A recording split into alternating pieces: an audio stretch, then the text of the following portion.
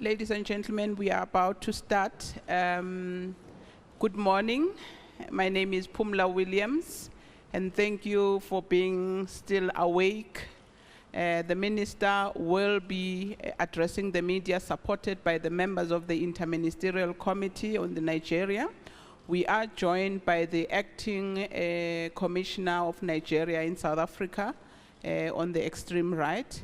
And the Minister will give opening remarks, but the ministers, together with the Deputy Minister, are available to take questions from yourselves, members of the media. And it's over to you, Minister.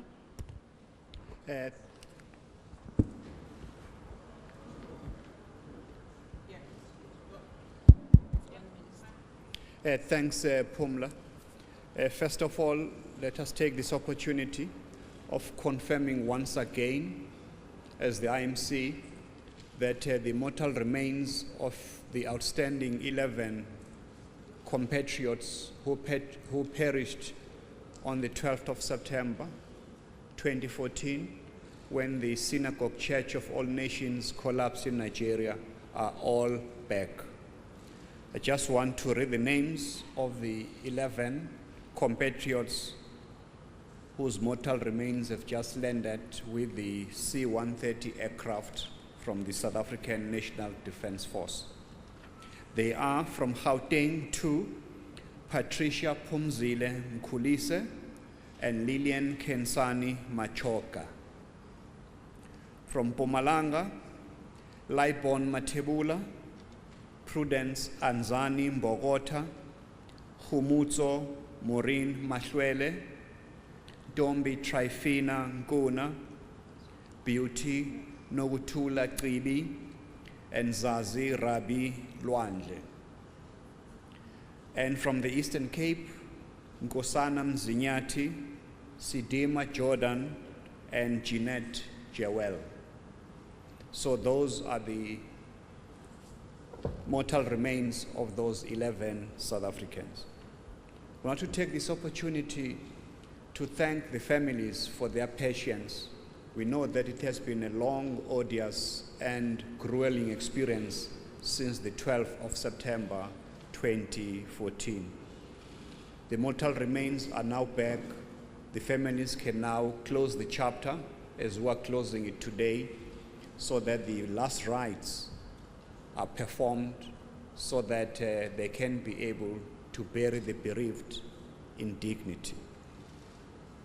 We'd like to thank our President, Jacob Zuma, for having had the compassion to establish the interministerial task team when this tragedy happened. As you know, the death of 81 South Africans by any measure is a tragedy.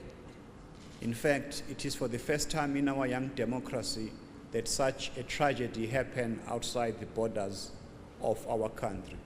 So it was therefore understood that the eyes of our South African nation have been moist till that time, so now we can be able to close that chapter. We also want to thank, in particular, all the colleagues of the IMC who have been dedicated in ensuring that we put the shoulder into the wheel to assist our compatriots during this very difficult time.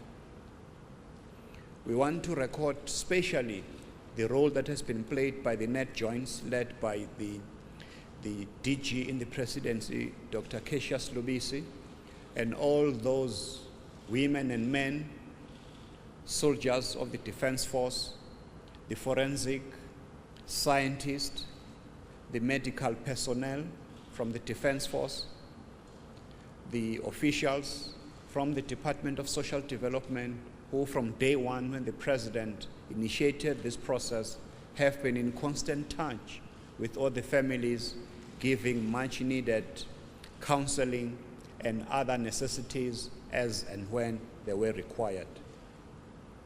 The medical team from the Department of Health that have always been there supporting the members of the Defense Force, members of the South African Police Service, our men and women in blue, who also played a very critical role in ensuring that this process moves as quickly as possible. The officials from the Department of Cooperative Governance and Traditional Affairs, especially those in the Disaster Management Center, all of these, the net joints, even if we say it ourselves, is an ace team. They have acted with the high standard of professionalism, total dedication to the task. It was indeed with military precision. We'd like to thank the government of the Federal Republic of Nigeria, who have always been there to assist in ensuring that the mortal remains are brought back to South Africa. The governor and all those officials from the state of Lagos who also played a very critical role in ensuring that we are where we are today. Not forgetting all those scientists who left no stone unturned in ensuring that under very, very difficult circumstances, the DNA samples have been verified and over-verified to ensure that all these 81 South Africans, we know for certain because of scientific evidence that they are indeed those that have been brought back to our country.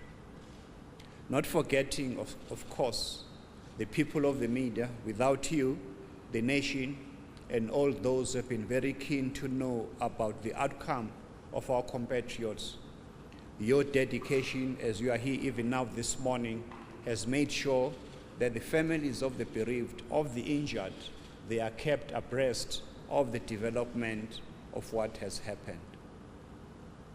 And lastly, to say that our team now will be unfolding, but I'm sure with the family, the process of healing now begins, and in the good hands of the officials in the Department of Social Development under Minister Dlamini, we'll be able to ensure that we assist wherever our law and policy permits in order to ensure that the families can be able to bury their loved ones in dignity, and those that need continuing counseling, we will be there as a caring government to assist our people.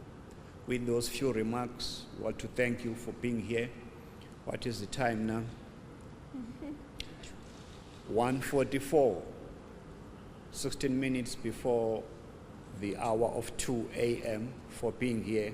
But I think it has been a long wait, and now we can say that our mission has been accomplished. So we'd like once more to say to the families of the bereaved, your bereavement is our bereavement. That's why the South African nation has been there with you as families, because of the tragedy has touched the nerve of the young democracy of South Africa. I thank you.